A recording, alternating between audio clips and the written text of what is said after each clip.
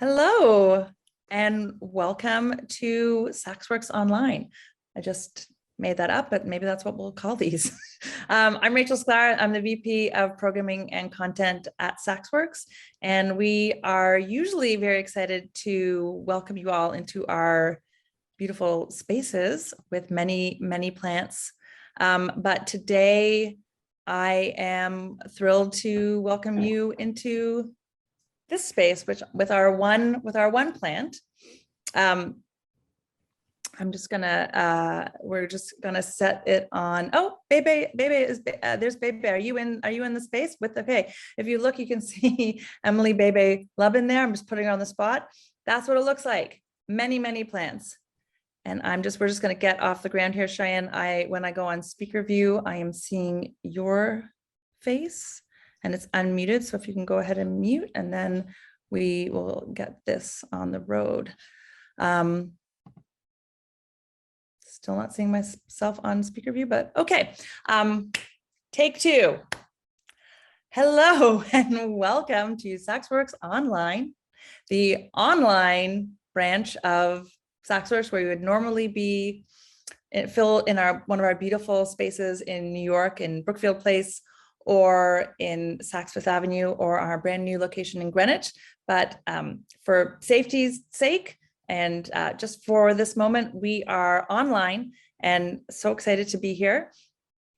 My name is Rachel Sklar. I'm the VP of Programming and Content for SaksWorks. We are a new membership club and community space. We have co-working, we have wellness programming, we have amazing cultural and current events and self-improvement programming. Really, SaksWorks exists to be wherever you need to be and support you in whatever you want to be doing in 2021 and in 2022, which is fast approaching. So we're so excited to have an unbelievable speaker today, Daniel Ingram. Let's see if we can pin him. Daniel, say hi, and then hello. Hi. How you doing? There's Daniel. So now you can see him. He is an incredible creator, and just has such an unbelievable career. He is an award-winning and a 5-time Emmy-nominated songwriter. If you are a parent, there is a very high likelihood that you have experienced a lot of his work. When I was first introduced to Daniel a year ago, I realized that he was, you know how Spotify has that, like, your top artist of the year? I realized that Daniel was my top artist of the year due to the fact that My Little Pony was playing on a loop in my house at all times. Needless to say, I was a fan.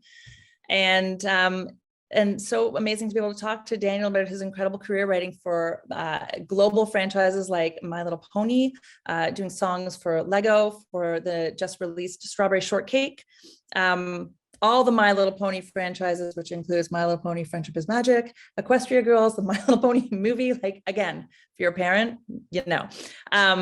And to his most recent project, where he decided to start his own thing. He created from soup to nuts the Treebees, which is a double album currently, and there will obviously be more, of featuring some lovable characters that he's done all the animation for, including learning to become a puppeteer in his own garage, I believe.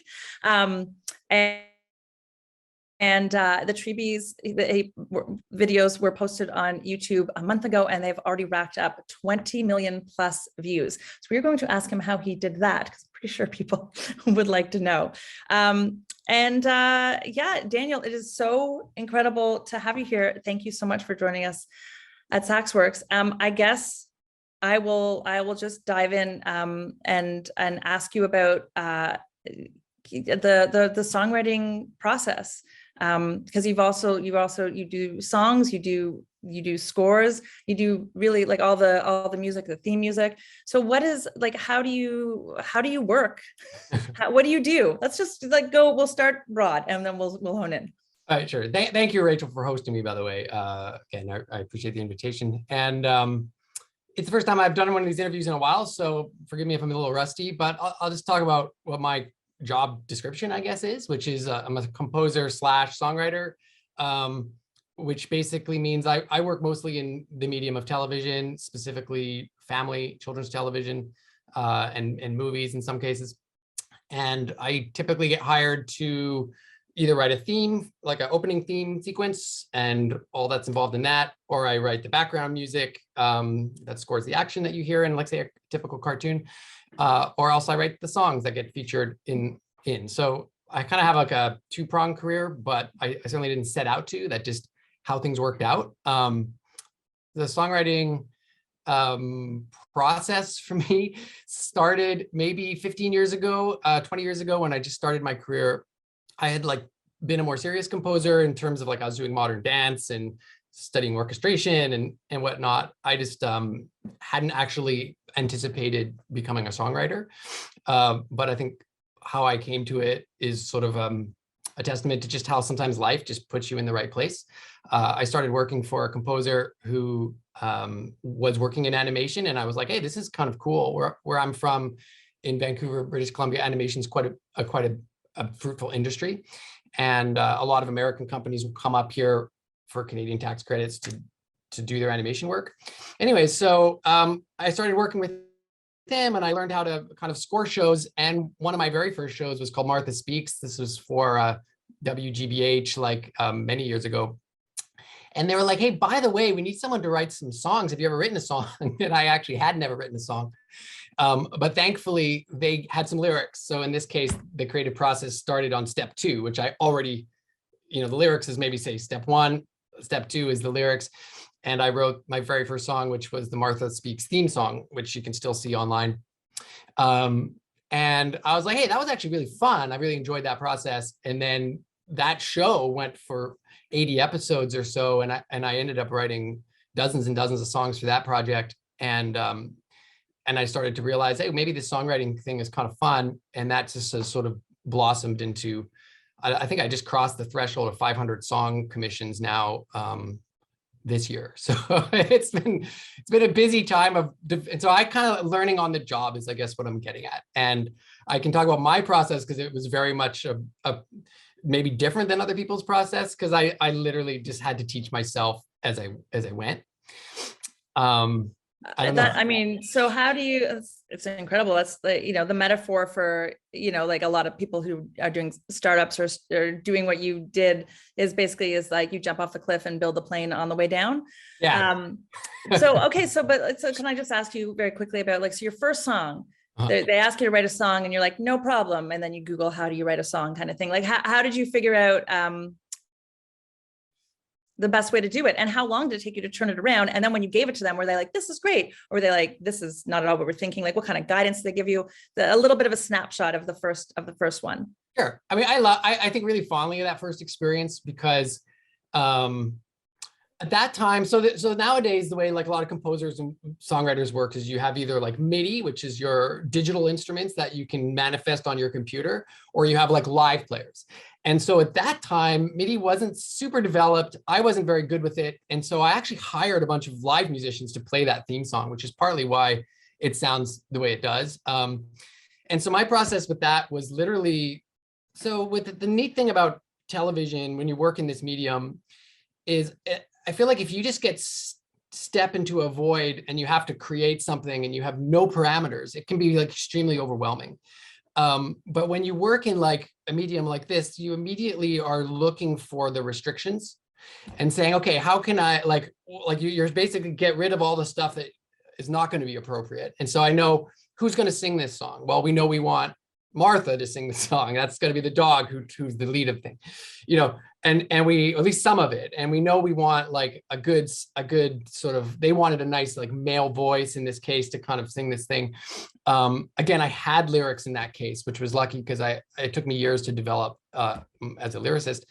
And then it was like knowing the show and just trying to make something fun and kid friendly.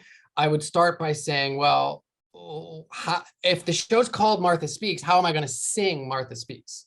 And so in this case, it was like, Martha Speaks, and so I was like, okay, there's my hook.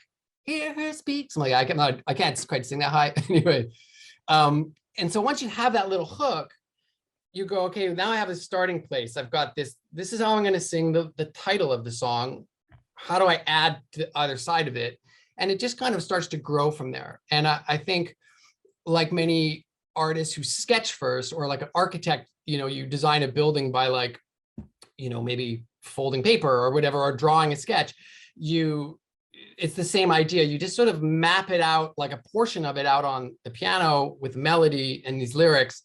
And once you've got like the core there of like, say, a verse and a chorus, you kind of know that the rest of the song is going to draw from those elements. So it can be very overwhelming if you don't just say, okay, I'm just going to focus on this, the first most available piece of inspiration, which is the title and the hook from the title, and then grow it, from there to building those basic elements. And once you have that, you're like almost there.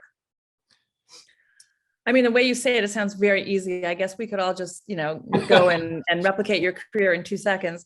I think there's probably more to it.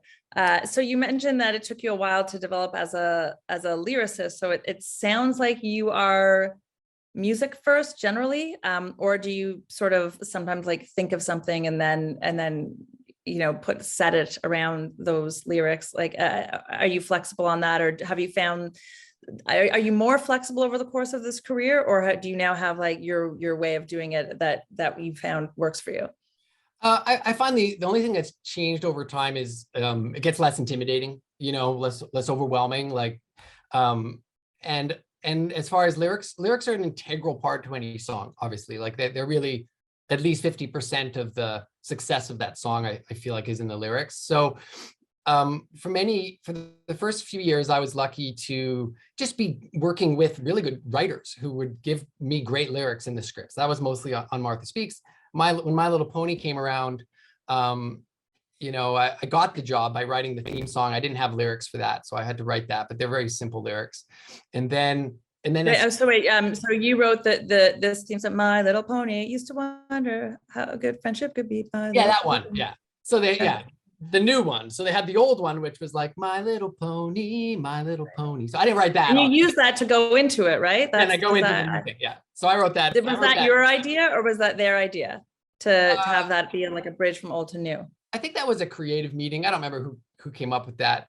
I think maybe I suggested that, and they thought that sounded like a good idea. I said, we want to do something fresh, because I just didn't feel like the old melody was like modern enough. At that time, they wanted to push. This is like 10 years ago, more than that. They wanted to kind of make it a little more poppy. And so I said, well, I'm gonna take that so everyone knows where we are. And then we like launch into something new. And then I got the job, I guess, essentially from that. But then, so on a show like that, you've got like 5 or 10 writers, and some of the writers are just fantastic lyricists. So I learned from them. And then other writers aren't as strong lyricists. And then over time, you just start to learn to recognize, okay, I can really take these parts that work, and then I have to add more. So my sort of progression as a lyricist, I had to start out as an English major at university. So I did have an interest in writing. And then over time, you just listen to a lot of songs and you write a lot of songs, and you make a lot of mistakes. And then eventually now I figure I write all the Treebees lyrics, and I write probably 50% or 60% of the lyrics on the other shows I do. So I'm not like, I don't do all the lyrics, but I do a fair chunk of them now. Is there, I don't want to put you on the spot because we didn't talk about like specifics beforehand, but like you mentioned like learning from mistakes. Is there anything, how like, in like Stephen Sondheim.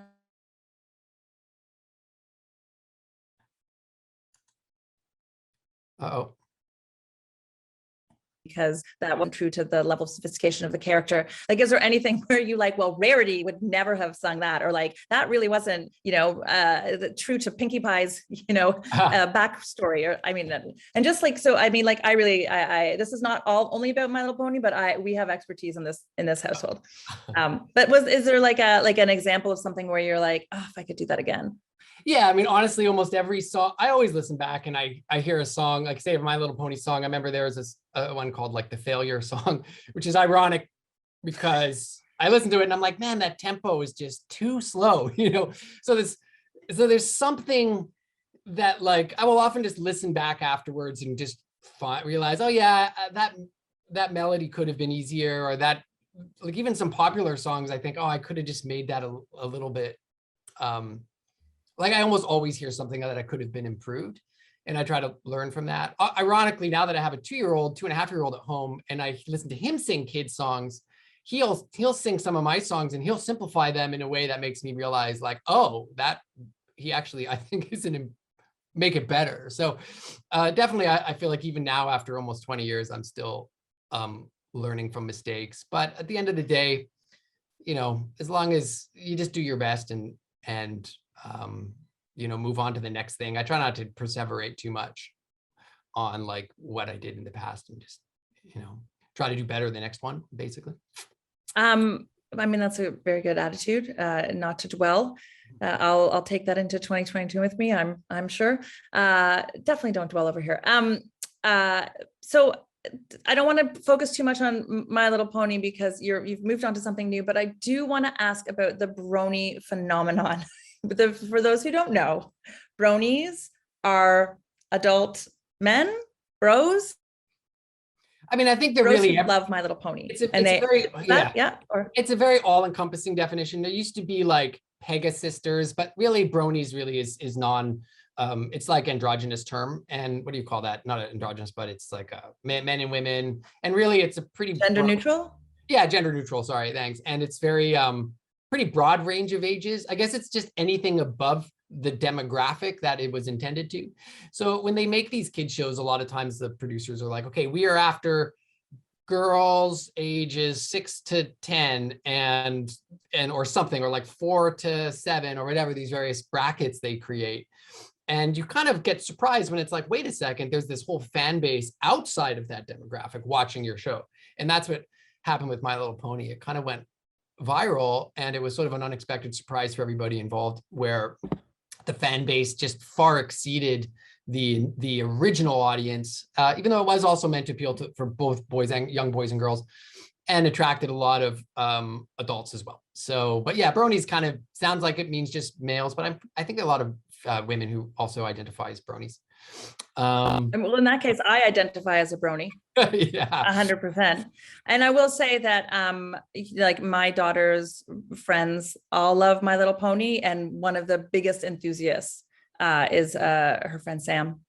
Well, I mean, that's great. Well, there you go. Mm-hmm. I mean, I honestly, I set out when I was working on that show to kind of see to push a bit of the envelope of what's typical on children's television with music. I think a lot of the songs that people think are like kid friendly are just like horrible to listen, like hard to listen to for parents, or they almost play down to the children's intelligence a little bit. And I think the goal was like, let's just make this absolutely as ambitious as we can, and not really try to fit into some kind of bracket that seems like, oh yeah, that sounds like it's appropriate for just a 5-year-old to enjoy. And so, because I think kids are more sophisticated than we give them credit for when it comes to music. Yeah, the music is very sophisticated, and also, I mean, you very clearly drew on lots of inspiration, and like there's very clear references that are sort of Easter eggs for parents. Like I remember my head whipping around when The Art of the Dress came on, which I'm sure there's musical theater fans in this group, I know there are, is like homage to Putting It Together. Rarity's making a dress and trying to like make everyone happy and getting all the feedback, and anyhow, that's Stephen Sondheim. Yeah, for sure, the late great, and to be, I think early in My Little Pony's sort of like, as we were exploring of what exactly the show will be about, that's when the writers were throwing in more of these references, like let's do these almost like spoofs on these classic Broadway tropes. And then after season like 2, the show ran for 10 seasons. We kind of, I think 9 or 10, I can't exactly remember. Then we started to sort of get away from all that and say, let's just focus on really more being as unique as we can. So yeah, but certainly in the early days, those were great learning experiences to me, since I was still really developing as a songwriter, to kind of listen to Sondheim and listen to these classic songs and do a kid kind of fun version. We did that. And actually, just to pivot off that, as the My Little Pony properties sort of matured themselves and finding a way to keep the audience as they age, then there was Equestria Girls. And so the music in Equestria Girls, I mean, I definitely noticed I still loved it. They're all bops, huge bops. But, just thinking of like the breadth of the music and like, for example, like the Legend of Everfree, where it's like got like that, is it called like normcore? Like I'm getting it wrong, like that Philip Phillips, like that song Home or whatever. Like this, the beginning, like the Legend of Everfree. Right. Like that was like a one distinct style. And then there's like Gloriosa song, which sounded to me like there was a lot of like Lady Gaga in there. Sure. So like a little bit about playing with different styles Sure. as you were developing.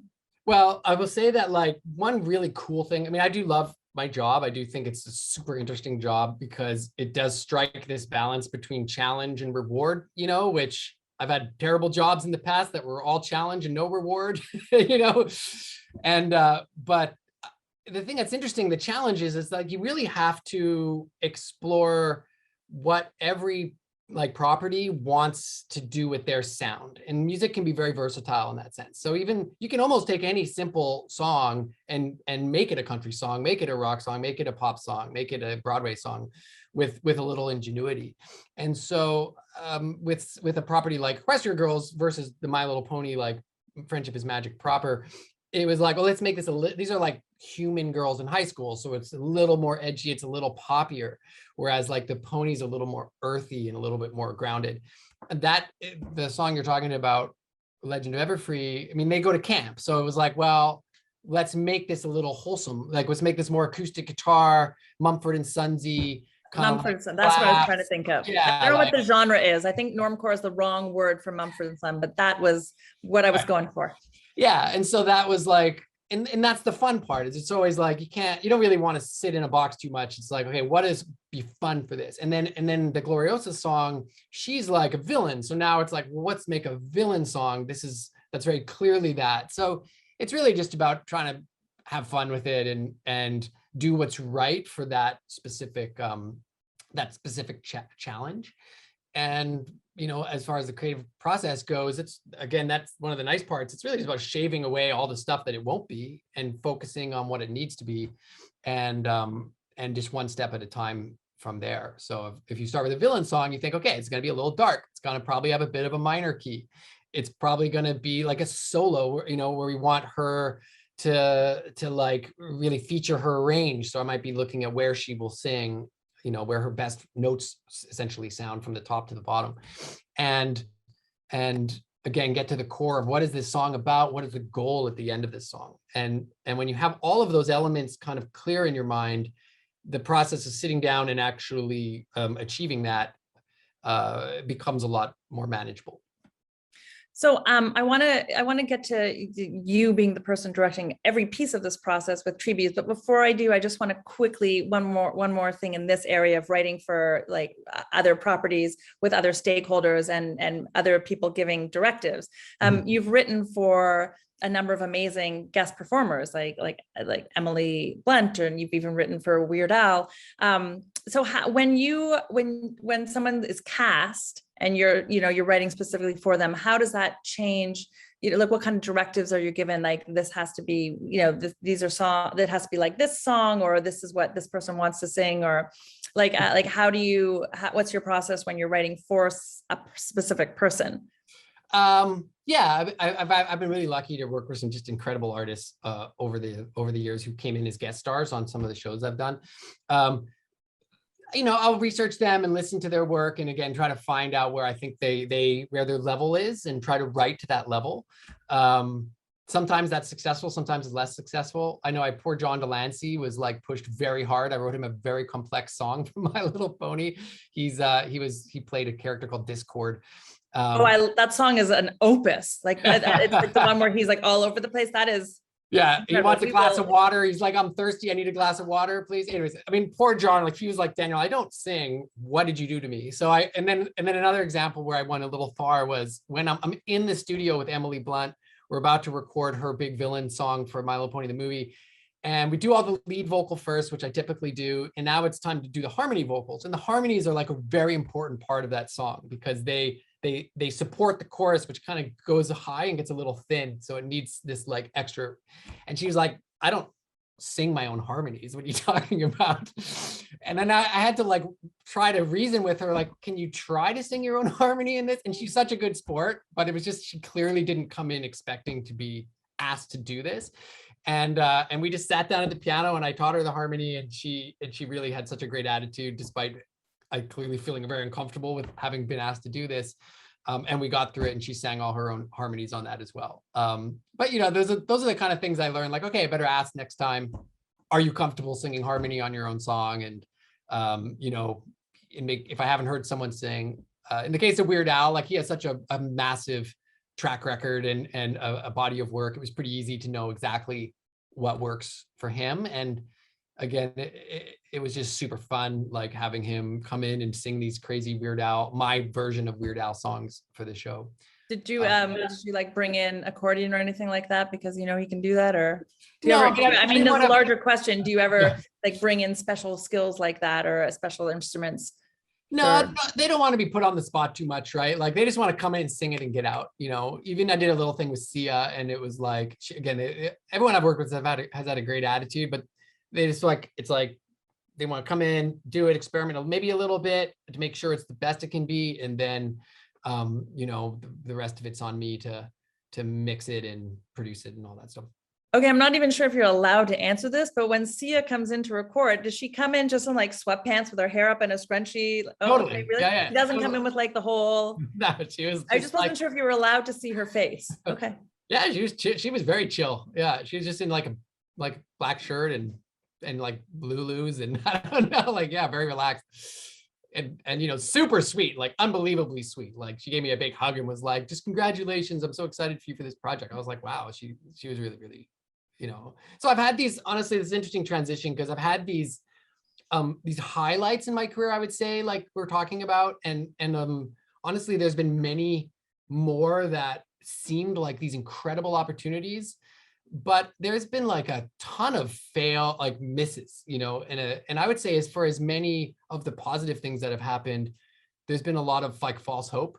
And so I thought this, and this for me led very much to where I am at the present. So just to give you an example of what I'm talking about, like, you know, as my career was like, My Little Pony was like, Martha Speaks Say was like a, you know, good show, as a solid career builder. My Little Pony was supposed to just be another show, like nobody knows who I am or whatever. And that show blew up unexpectedly. And so that set my career on a very like positive move forward. And I started to get calls from like, I remember getting calls from like Cirque du Soleil saying, hey, can you meet with us? We want to talk about developing a family show for Broadway, for our Cirque on Broadway thing. I met with like top agents at like William Morris. I met with Bobby Lopez, and he ended up like writing me like a referral to the Recording Academy and being incredibly like generous with me. And you know, just like these opportunities would come up, and I'd have all these nights where I'd think like, oh my God, my career is going to be like, this is going to be amazing. And like none of those opportunities actually went anywhere. You know, they just kind of like stopped, kind of dead where they were. Probably the last big one being, I was working with Imagine Entertainment. I was working with the guy right underneath Ron Howard, the vice president, wrote me of Imagine Entertainment, wrote me this email saying, we love this song you wrote for our new feature we're developing. Like, we're so excited to work with you. And then I never heard from him again. And then around 2019, like literally, I just, for the first time in almost like 12 years, I just stopped getting work, you know, it just tanked. And I was like super perplexed as to like what I had done to like what did I do wrong in this process to have gone on this like very fast trajectory, very like steady trajectory, and had these very like promising things happen, and then it to kind of like not really go anywhere. And I for a little while I took that personally, but at the same time we just had our son, and you know, the nice thing about being a composer, there's a lot of things to be grateful for. I mean, you get royalties, there's a certain stability that comes in just for the life that a music will have on its own over time. And I just kind of started to calculate like, well, maybe it's time to retire. Like this might be it. What I hadn't really realized was just the whole industry where I'm from just kind of really just hit a low in 2019. And then I was kind of looking at my savings and life and going, well, maybe I just have to retire. And if I'm conservative, I can probably make it work. And then And then like COVID happened, and all of a sudden, like all those like retirement plans like tanked by 50% as investments all dropped. And that's when I was like, oh, now I'm kind of have to really come up with another plan here, because if I'm not really getting work, and I'm not really like I don't really have enough savings now to like last into the future, I need to figure something out. And that's kind of what inspired me to say, well, can I just create my own job? You know, being in the digital world that we live in now, with these opportunities with YouTube, with you know, Spotify and all these streaming services, and you know, even like TikTok, like a lot of people just kind of have been able to be creative but also do their own thing. And that's sort of where I was in about mid 2020. And that's what sort of made me think, well, I better come up with something. I have to come up with something. And I started listening to all this music for the young children and going, well, this seems like an opportunity, because I don't really like what I'm hearing. And I you know, I don't know if you want to cut in here at any point, but I sure can. As a person who has experienced all the you know, the music for young children, I have that area of expertise. I'm just curious. I mean, when you were listening to this music, were you listening to it through streaming, or were you listening on YouTube and noticing the view counts? Because I remember the first time I noticed a view count on the videos I was playing for Ruby, and it was like it was like Little Baby Bum, one of those like 45-minute compilations, and it was like something like 64 million views, and realizing that all of their videos had that kind of views. And I was like, what is happening? So did you sort of like have the happy accident of realizing that you could make this music and it would be a juggernaut video wise? Or I guess walk me through, if you will, coming to the Treebees. Yeah, so here I was, like mid 2020, mid-pandemic, early pandemic, I guess, a 6-month-old, and I'm listening. You know, we had been those parents who were like, okay, no screen time, you know, we're gonna try to keep them away from that. But I was also reading a lot on how music is such a critical developmental tool for child language and child development in general, and even just bonding with your child, like singing them nursery rhymes together and whatnot. And because my career had been in children, you know, this sounds crazy because you just think children, it's everything. But actually, like really, I'd only started with like age 6 as the base up. And I'd never looked, I'd always actually kind of looked down on music under that. I thought like, oh, that I don't want to be writing this like baby music. Like I had a kind of a negative association. And sure enough, as we started listening to it, I was like, yeah, this is why I never wanted to write this stuff. It's just hard to listen to as a parent when it's like that puerile, you know. And then we ended up letting him watch YouTube, of course, and he started watching, and sure, I'm seeing like billions of views on, everyone knows Baby Shark came out and has almost 10 billion views. It's like one of the most viewed videos on YouTube.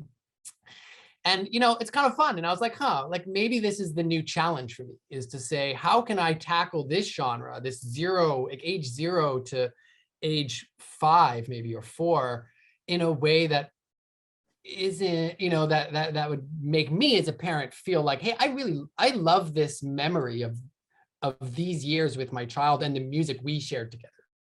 Not, oh my God, I'm so glad they're over listening to this stuff, right? And so that's where I turn my attention to writing, to creating the Treebees, and writing these and researching this whole world, this like crazy world of like preschool, this industry, which is like, when I looked into it, I'm like, wow, this is a multi-billion-dollar industry of YouTube, of companies creating YouTube videos for 2-year-olds that are like musically like really unsophisticated. And why can't it be done a different way? So the irony was, as I started to create the Treebees, and I can get into more about that, where that's at, because we're still early days. We're about 2 years, a year and a half in now, and it's going very well. But ironically, all the work started to come back.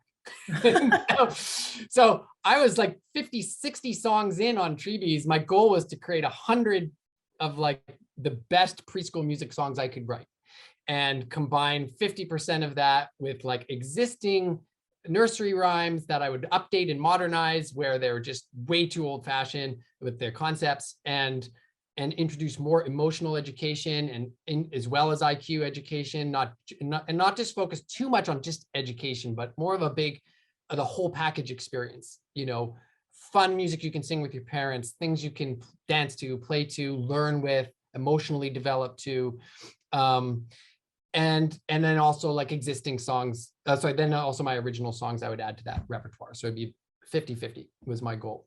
And then all of a sudden I'm 60 songs in on that project, which took about 6 months, and summer of 2020, just this giant tidal wave of work came in, and I had almost 150 new song commissions. And I was like, oh my God, like, how am I gonna manage this startup that I'm very passionate about with this, like, I don't want to turn down, after having gone through a year with almost no work, I don't want to say no to Lego and Strawberry Shortcake and these incredible other shows that I'm working on, Luna Chip and Inky, Netflix. I'm doing a show called Deepa and Anoop, which is like a really cool thing with Mattel toys. So amidst all of that, I'm now, since then I've been juggling these two kind of businesses. One of them is a labor of love, and the other is just the job I enjoy. Yeah, so I don't know if you want to get into how specific you want to get into questions. Oh, I want to get into all the specifics. I want to make sure we have time for questions, but that is amazing. I want to just talk about like the pluses of doing your own thing. Yeah. I actually didn't realize the genesis. I knew that you had started Treebees during the pandemic. But I didn't realize that there was like an impetus of urgency behind it. I just assumed it was the impetus of realizing that when you own everything, you have the flexibility to do all the merch, to licensing, to collaborate with the big guns, what have you. So I guess a little bit of a Sure. of a sense of like what you thought of, because it's obviously has to be an investment. You've been doing the animation, it's a lot, it's a production. It's not just, even though you've gotten 20 million views in a month, the work preceded that month. Yeah. Oh yeah, it's a big investment, but there's this crazy story behind that too. But so basically like I think it's a balance of urgency, but also just passion. I really wanted to do something as a legacy that I could own. So when you realize your entire career you're creating for other people, like I don't own any of the music I wrote for My Little Pony, for any of these shows. Like the publishing belongs to my client. I'm what's called like a work for hire. So they say, we're going to hire you, you're going to write this, and we're going to own it. Thank you very much. And I do have an inalienable right to get my writer's royalties on that. So there is definitely a big perk. Sorry, my camera.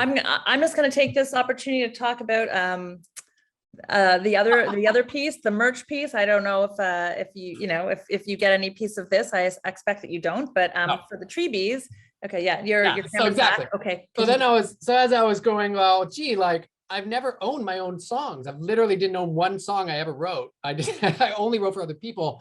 I thought this is the time I want to do something I can own and control, and at the end of the day, give myself a job, right? And so in British Columbia, we're very fortunate to have a very supportive government for the film industry, and they do tax credits. So what this means is they will reimburse essentially up to 60% of your labor expense if you produce here.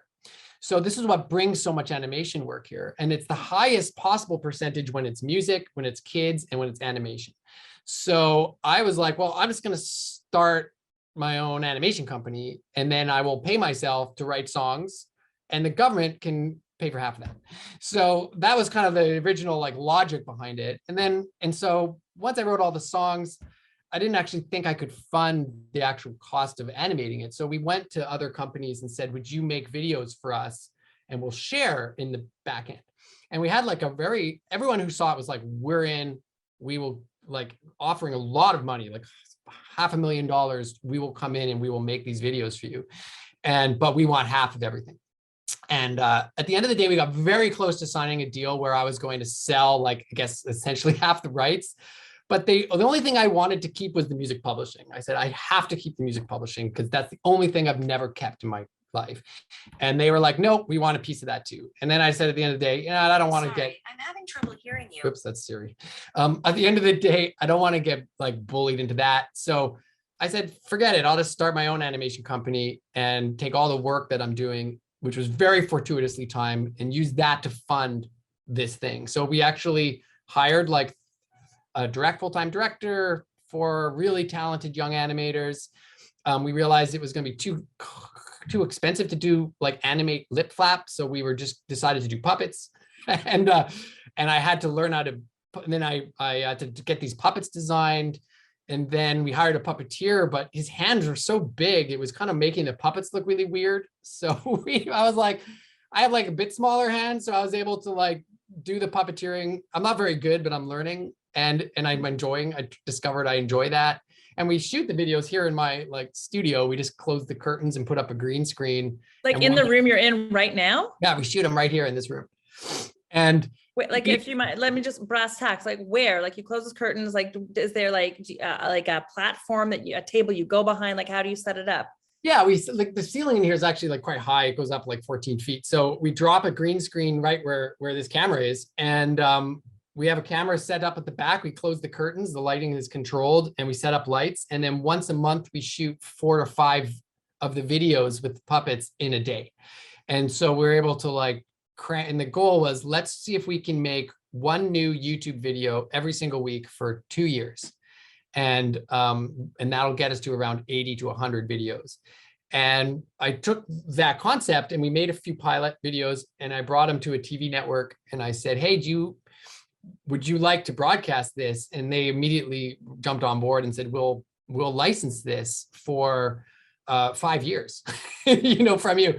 And I'm like, wait, so you're going to pay me to advertise my content, not own any of it, and for the next 5 years? And they're like, yeah. And so I realized, oh, wow, this is how my clients make all this money off the work they have been hiring me to work on these shows. You can create your show, and if it's good, you can actually like now go around the world to hundreds of broadcasters who want content, and they'll just license that content from you. So YouTube is our launching platform, but at the end of the day, the real goal is to have it all over the place, like on television around the world.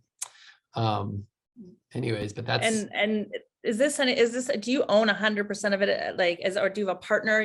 Wow, okay. Yeah, I own 100%. I have a production partner who has been working with me for like 15 years. His name is Trevor Hoffman, who helps produce the instrumentals on the songs. He's very good, and we decided we would share the profits, like a certain percentage of the profits, so long as he's still working on the project.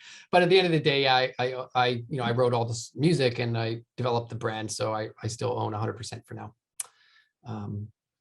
But yeah, so then YouTube is like a really interesting thing, like you said. This is where so much it's kind of democratizing a little bit, because now it's like anyone can put stuff on YouTube, of course. And so we posted our first video. If you want to talk about where these 20 million views came from.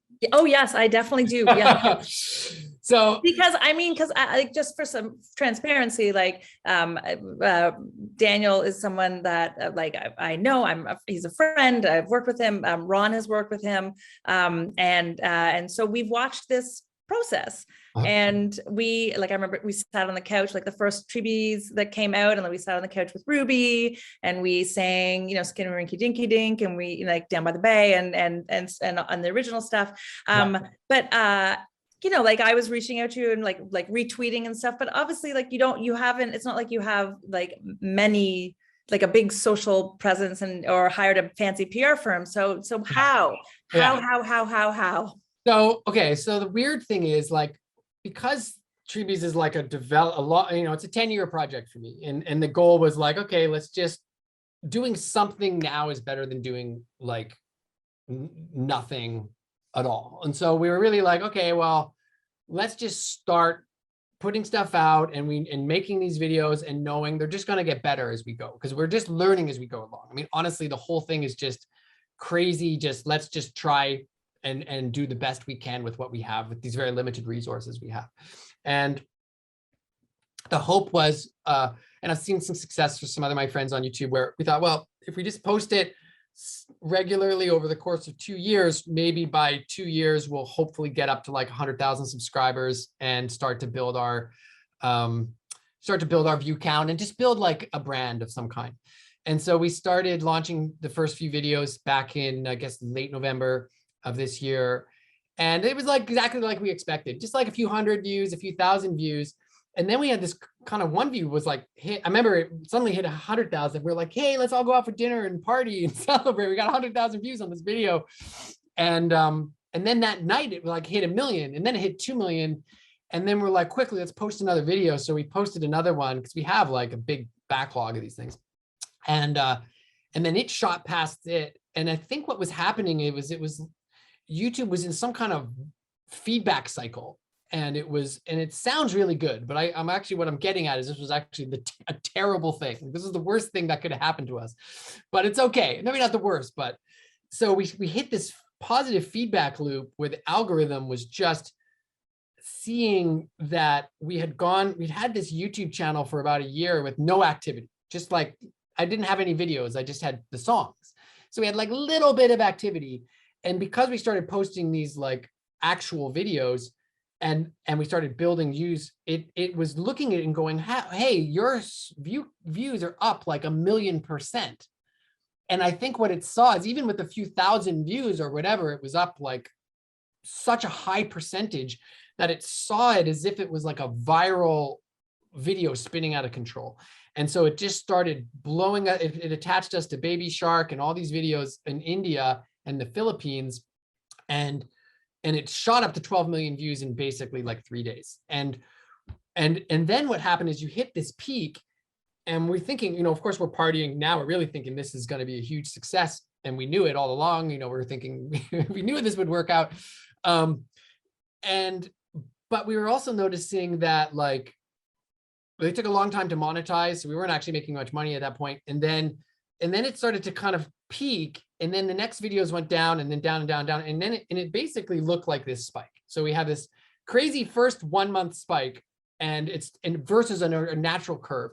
And what happened is it went from a positive feedback loop to like what's called like subscriber burn, or a negative feedback loop, where the analytics coming from these countries are not super positive, because these are like English language kids videos, and they're mostly being shown in foreign countries. And so the view, the durations aren't particularly long, the view durations, and the thumbs up aren't like off the charts. And so then like the algorithm sort of spins it into this negative feedback loop where it looks like we're just getting less and less popular. So we're back down to square one essentially in 1 month. So it was kind of like 15 minutes of fame for a minute there. And it looks really good, but now we have to build it up again in an organic way. I mean, wow. And by the way, thank you for this transparency, because I know many people who would be like, yeah, 12 million views for just one video. We're pretty amazing. Watch this space. But I mean, watch this space. Obviously it has this, before we go to the Q&A, because I'm sure we have questions for sure. But just one last one, like, so because you're getting this feedback about them being English language videos, have you thought about doing, like, I don't know, like going into other languages or just doing music and animation, like waving, like, is there a market for that, or does that defeat the purpose? Because you're a songwriter, you want to actually write songs. Yeah, I mean, again, this is like what I did with Treebees was I looked at what I felt like were the four most successful brands, and wanted to integrate all the best elements from them. So I took Rafi, who I felt like was one of the best children's songwriters from like the 70s and 80s, using actual like nice singing and real instruments. I took the Muppets and puppets, of course, and the success of children and puppets, and the sort of neutrality around puppets, rather than having to worry too much about like the face of the actors I'm working with. And then I took the Wiggles, which is the world's biggest touring children's band, and write really fun music. And then CoComelon, which is like a $3 billion company who's made incredible success on YouTube. So I sort of created this brand with those in mind, knowing that we would need to at least hit a threshold of 100 videos over 2 or 3 years. And we'd have to build this thing over 5 to 10 years to get to a place where it's like a global recognized brand. So this first month is just a fun adventure. It doesn't deter me at all. Like, we are literally 5% in on this project. So it's a kind of an exciting time to see, hey, we saw some success. We racked up almost 70,000 subscribers in no time. But I know just from the amount of that my child enjoys it and how the fun we have as a family, that it kind of, like, we listen to the music all day in the car when we drive around, we sing with him. He's always asking me, like, go downstairs, watch Treebees. And it's so enjoyable that even if it fails for me after 2 years, like, I doubt that would happen, but if it did, it's still worth it just for the, like, incredible effect it's had on my child and the kids around us immediately, who are all very, like, much fans of the brand. And the development that we see in his, like, language at 2.5, able to sing these songs with such accuracy and be challenged by them, but have fun. Like, this is the thing that I think people don't realize. They hear kids singing really, really simple songs pretty accurately, and they think, okay, that's what kids should be singing. But the kids don't think, like, oh, I'm doing a bad job. You know, they don't have, like, at 2 years old, 3 years old, they don't have that sense of, like, oh, I'm failing at this. They'll try to sing something they like that's maybe a bit more complicated than they can handle, and love the challenge. And so some of the Treebees songs are quite, you know, they're a little more, like, they're still very simple children's songs, but, you know, a little more simple than just your most basic stuff. And as a result, it's really fun to see how that challenges kids while also being fun for the parents. So that's kind of where it's at the moment. I don't know if that answers your question. No, I mean, more than answers the question. I just think I don't know how you said, like, even if it's a failure, I'm like, didn't you just say you have, like, a 5-year licensing deal? And, like, I know. It feels like it's not a failure.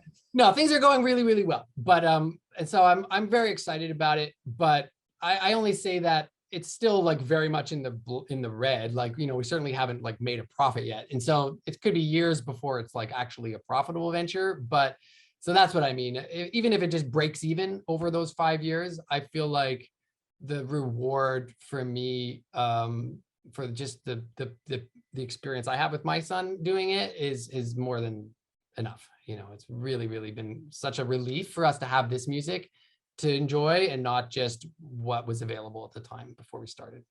Oh, it's an amazing story. I'm going to open the floor to questions, because we have a highly engaged community here. You can, like, I'm looking at you, you can raise your hand, but you can also use the raise hand question on Zoom, and we can figure out. Hi, I just saw, hi. Abimanu, am I pronouncing your name right? You can unmute, go ahead and unmute and ask your question. Thank you so much. What has, like, I'm looking at some of the stuff you have been worked on now since My Little Pony, and first of all, it's kind of an honor to meet you, first of all.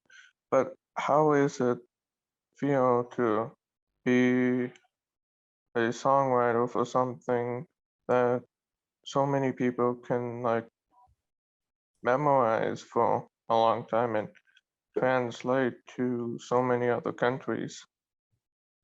Thank you for the question. Yeah, I mean, it's a huge honor. Like, honestly, one of the most, like, emotionally rewarding experiences in my career were going to conventions, like fan conventions in different countries around the world, and walking into a room where, like, 1,000 people are singing these songs as they wait for, you know, the show to start, or whoever's on stage, and to just feel the impact of hearing a crowd, like, in whether it was in Germany or China, like, singing your song, your kid's song, is just, like, very, very emotionally rewarding. Yeah, it's a real honor. Amazing. Any other questions from there's Ron Pissarro. Ron, you can go ahead and unmute yourself. Like, this whole new venture now that you've done, part of it was, oh, well, maybe I'm going to retire from everything else that I've done, in a sense. Maybe not by choice. But I'm wondering really how, if Treebees takes off, would that be something that you would just say, I'm all in for the foreseeable future? Or is there part of you that just really loves collaborating on these other projects, these actual like TV shows and films? Do you feel like that'll always be part of, your career moving forward? Or do you feel like I'm going to create Daniel Ingram worldwide enterprise, like entertainment company of your own, and then maybe Yeah. build that up as Daniel 2.0 or something? Right. No, that's a good question too. I think at the time when I started it, I thought, that's it. I really would love to have an avenue that freed me from the requirement of having clients, but the truth is I love my clients and I love the collaborations I've had, and I continue to have, and grow from those new properties as they come around. I'm working on a video game right now that's just like super fun. It's called Billy Butts Up. It's coming out. It's a musical platformer with like villain songs and stuff. And we're having a blast doing this new challenge. So I don't think I'll ever give up working on other things as opportunities arise. I think Treebees is more like a challenge to tackle this very young age range in a way that hopefully is meaningful for people.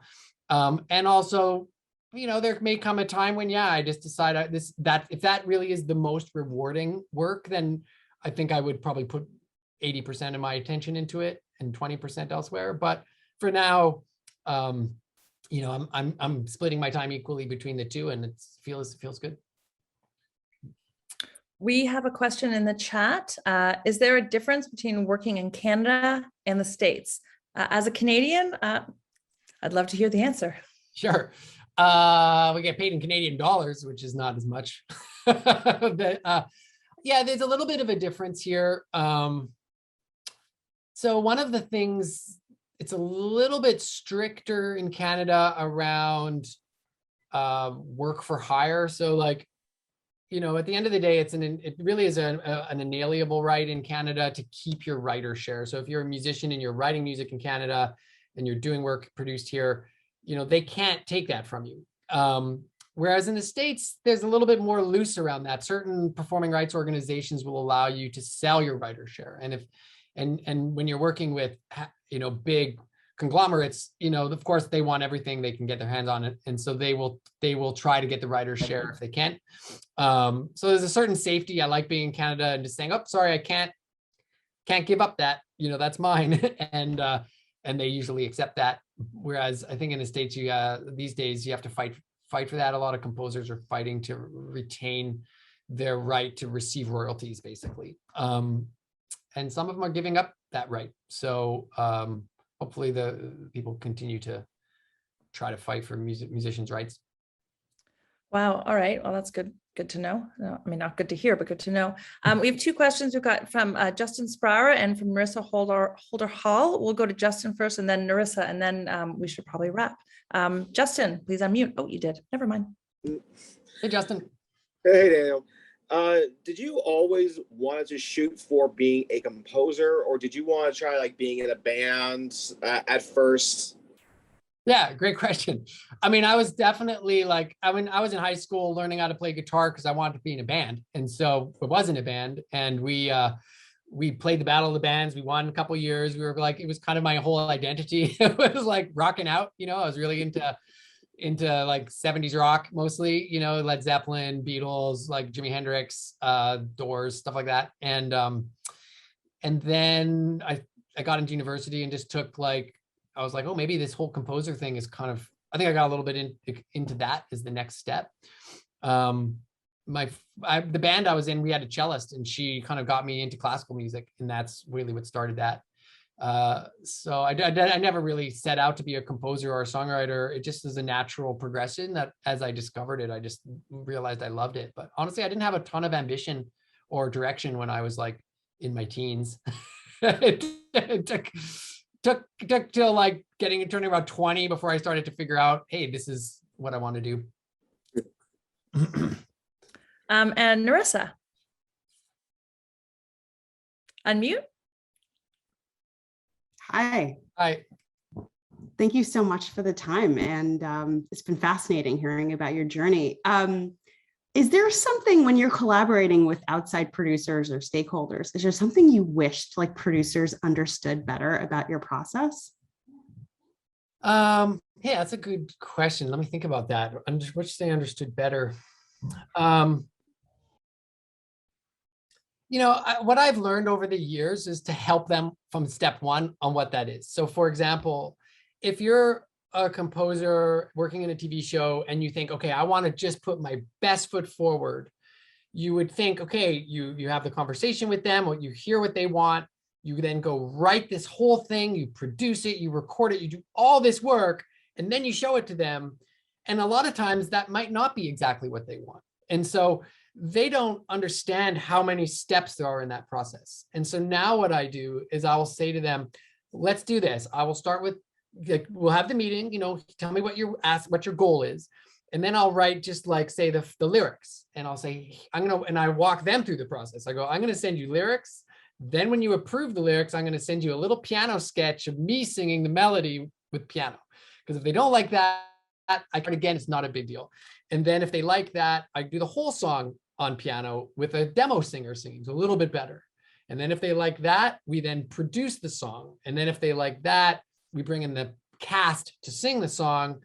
And there's these, and you just have to create these steps so that the producers don't disappoint you and not, just they make sure you're on the same page essentially. And that's made it very smooth for me once I realized, just to take a step back and not and just trust that it's okay for them to just get little snippets, and they like to hear that. They like to not feel like they're breaking your heart when they tell you, we know you did all this work, but we don't really like this. Yeah. So I hope that answers your question. These questions have been amazing. We are ready to wrap. We have one question in the chat, which is a perfect question. Tomoko says that he or she or they, a huge fan of your music, also identifies as a brony, as I do. It's been so inspiring to hear speak about your journey. How can they get more information about your other work? This is a perfect softball. Where can we learn more about you, and where can we follow and subscribe to Treebees? Yeah, sure. Okay, so there's the Treebees is on Spotify. It's like the word tree and the word bees put together, Treebees. And we have 5 or 6 albums on Spotify and all streaming audio services. It's also very easy to find on YouTube. You just search the Treebees on YouTube and you'll see it, puppets and animation. And it's, again, this is very young demographic. It's a little bit different than, say, like the brony My Little Pony music, which is a little older. But hey, if you have people who with 1-year-olds and 2-year-olds, 3-year-olds, or even adults, I think can enjoy it. I'm also writing on Strawberry Shortcake, the new generation right now, and the new videos are coming up every single week on YouTube as well. And that's also coming to Netflix. And I've got a new show coming called Deepa and Anoop coming to Netflix this year, as well as a new show called Luna Chip and Inky. And so between all those shows, there's like a good 150 new songs of mine. And I would also suggest to check out a really cute thing called Sweet Tweets Season 2, which is on the Knowledge Network website, knowledgekids.ca. And every episode has a really cute little 1-minute song that I sing. So it's actually my singing debut with another talented young singer named Jada Mackenzie Moore. And we did 26 original kids songs for Sweet Tweets Season 2. So there's lots of ways to listen to what I've been doing the last year or so, and a lot more coming out this year as well. That is amazing. And we will, I'll share out. We shared Daniel's handles on Instagram and on Twitter via SaksWorks, and we'll be sure to do that again when we have all this information collected. And this conversation was recorded. We'll pull it all together. The video will be available on the SaksWorks events page in the new year. Watch for our soon to launch events page with a calendar and with previous events. It's going to be amazing. Daniel, you're amazing. That was fantastic. So interesting. Hanging on your every word.